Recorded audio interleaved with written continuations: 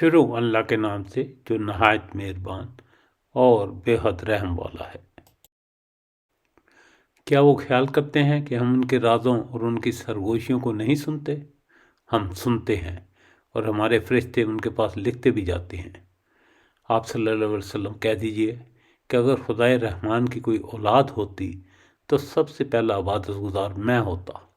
پاک ہے آسمانوں اور زمینوں کا پروردگار، جو عرش کا مالک ہے، اور اس چیز سے جو یہ لوگ بیان کرتے ہیں۔ آپ ان کو چھوڑ دیں کہ وہ بحث کریں اور تفریح میں پڑے رہیں، یہاں تک کہ ان کو اس دن سے سابقہ پڑے جس کا ان سے وعدہ کیا جا رہا ہے۔ اور وہ وہی ہے جو آسمانوں میں بھی خدا ہے اور زمین میں بھی وہی خدا ہے۔ وہ بڑا حکمت والا، بڑا جاننے والا ہے۔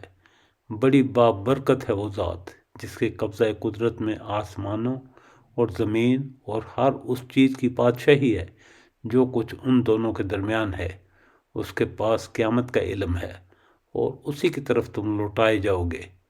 اور جن کو یہ لوگ اللہ کے سوا پکارتے ہیں وہ سفارش کرنے کا کوئی اختیار نہیں رکھتے سوائے ان کے کہ جو حق کی گواہی دیں اور وہ جانتے بھی ہوں۔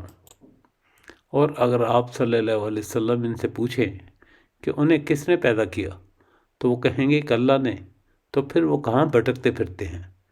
اور اسی اللہ کو رسول صلی اللہ علیہ وسلم کے اس قول کا علم ہے کہ اے میرے پروردگار، یہ لوگ ایمان نہیں لاتے۔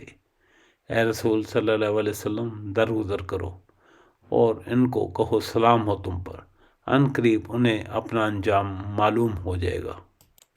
بسم اللہ اول و آخر، شکر الحمدللہ رب العالمین۔ آج سورہ زخرف کا ترجمہ اور ریکارڈنگ مکمل ہو گئی۔ اللہ تعالی ہماری سعی قبول فرمائے، آمین۔ ہمیں اپنی دعاؤں میں یاد رکھیے گا۔ والسلام۔